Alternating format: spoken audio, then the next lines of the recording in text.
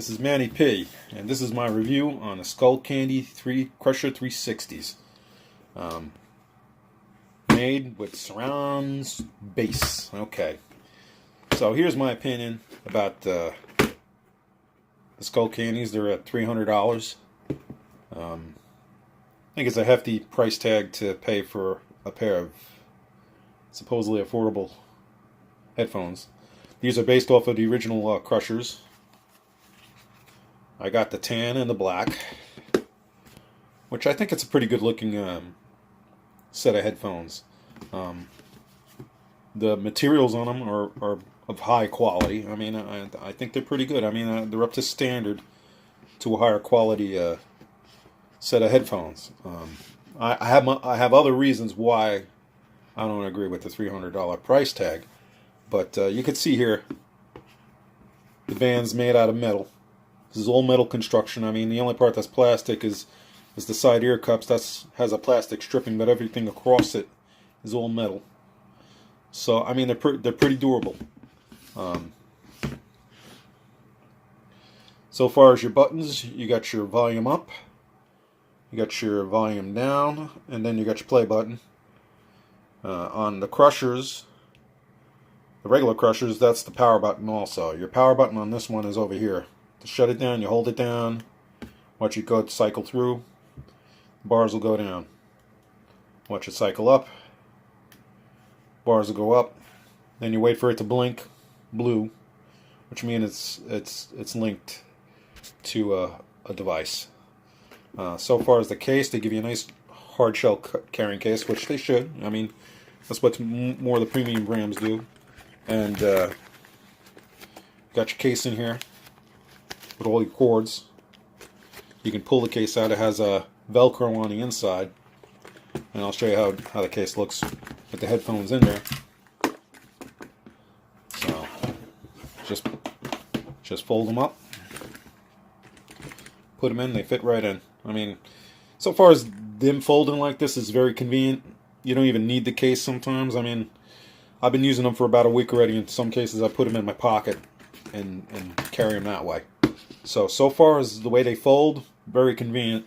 They don't fold flat like, say, the Sony 850B1s or the N1s, the 950N1s, where, you know, I think the N1s fold like this, but the 850s don't. They just fold flat. You know, you got a circle with a U, and, you know, I mean, it's a little tricky trying to carry those around if you want to carry them, and you can't carry them in your pocket. These you could carry in your pocket. Okay, so the features here, you got the haptic bass. You got your power on and off button, and you can check your battery level by pressing that. I gave it a full charge, so we're at full bars here. 10-minute charge will give you 5 hours worth of playing time, and I tested that out. Did a 10-minute charge, and it lasted me pretty much all week, and it was probably more than 5 hours because I've been running the heck out of these headphones.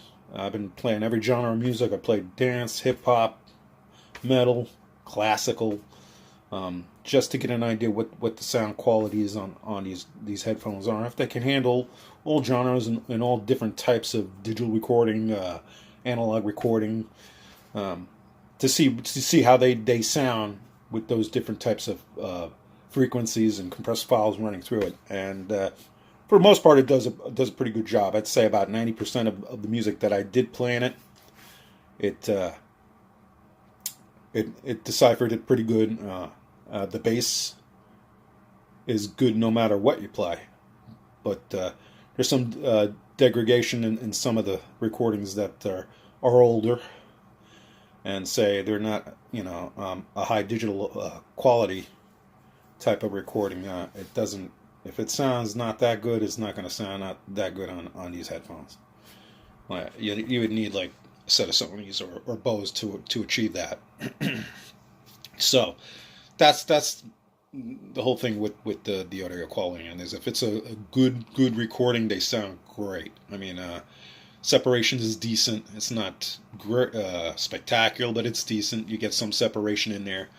When you're cranking up the bass, there's a little bit of loss with some of the mids in there, but not totally. But I mean, much better than the original Crushers. The original Crushers, when you put on the bass, the haptic bass on it, all you were getting was bass drum, and there was no bass lines. If there was a bass line, maybe one or two hits in there. The frequencies. These headphones were designed to detect lower frequencies, and that's the technology that you're paying for on this particular headset.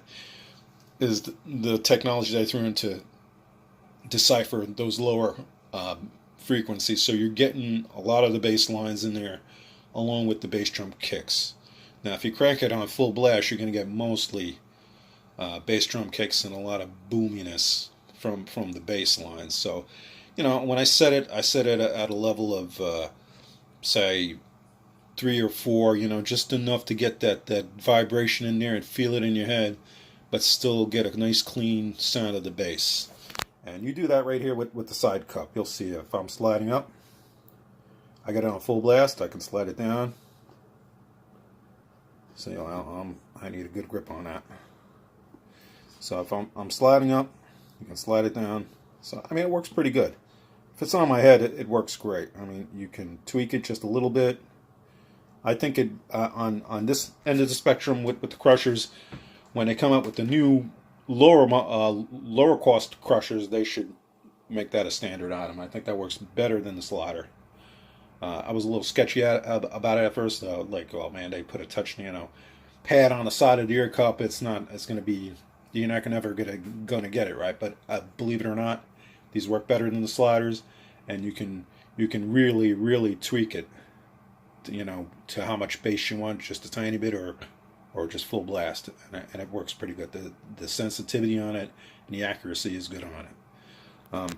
To fast forward your tracks, you do your typical hold the plus,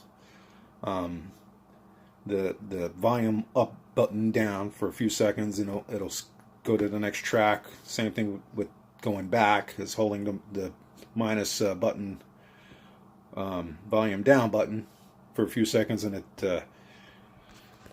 it brings back the track to the previous track. You got your pause and your play button, and that's all it does. On the other crushers, you use this button also to do Google Assistant. This does not come with Google Assistant. Doesn't have any of that type of capability on there. Nor does it have any of the technologies that the Sony has, like the LiDAC and the other technologies to decipher compressed files. So this does not come. This is bare bones. All that controls is your pause and your play. And if you hold that in, you can pair something or pair something up with it while it's on. Or you can do it this way also by holding the power button while it's powering on and have it pair that way also. So those are the only two ways to do it, but very minimal with the options that you have to do with this thing. It's basically just to put them on and play them and listen to music. But no Google Assistant.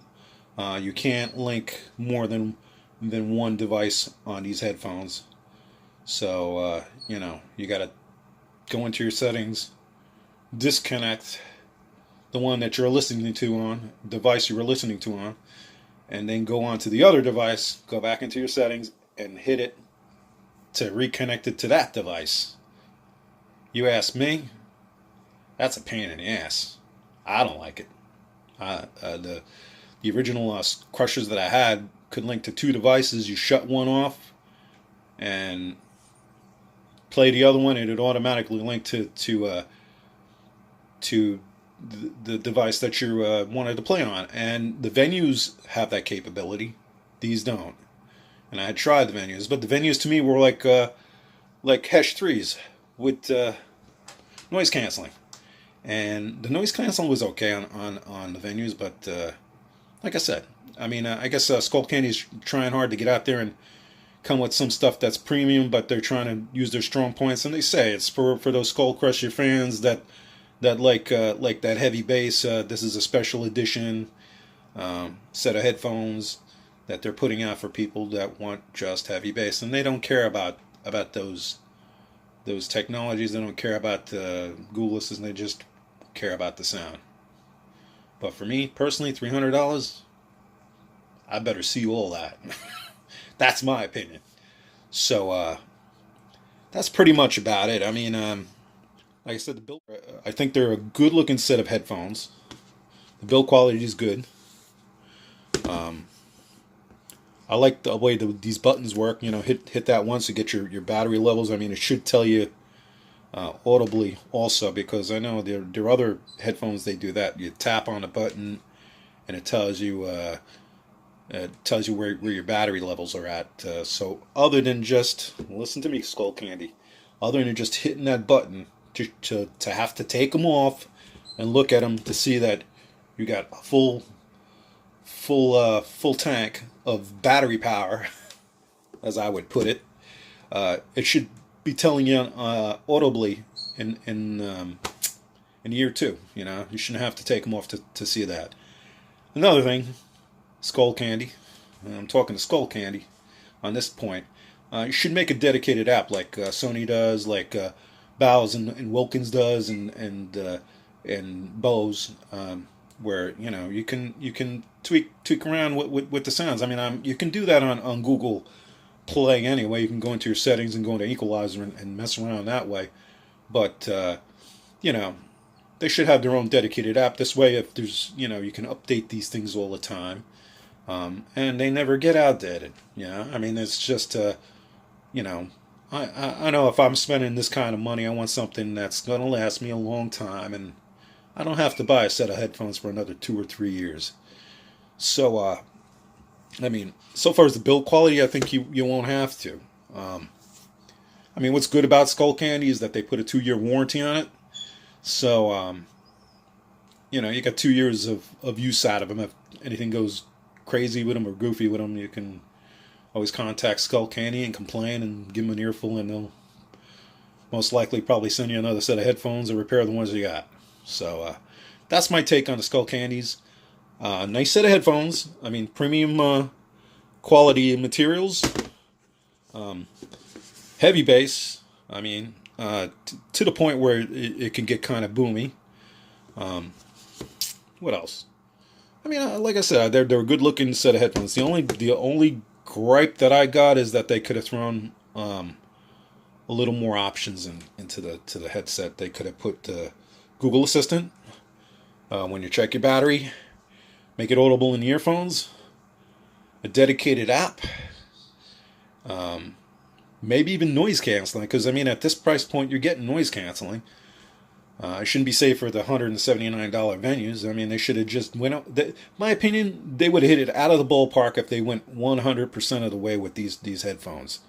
With all the options, the noise canceling, the Google Assistant, maybe an audiophile technology thrown in there. And they could have done that all for $300. I don't think having a metal band with the metal connectors on here makes them $300. So. I mean, they could have taken it to the next level, and I think they would have been a hit. So this is my take on the Skullcandy Crusher, and my pros and my cons on it. I still think they're a good set of headphones. I mean, if it makes sense to you, and this is what I'm trying to shout out to you guys, to spend $300 on a set of bass heavy headphones, or maybe spend the extra $50 on something. Or maybe the same amount that has a little more technologies to it and more options to it. Or if you're just a fan of Skullcandy, which they did design these for, the $300 is not going to matter to you. So, like I said, you tell me if it makes sense, and you decide.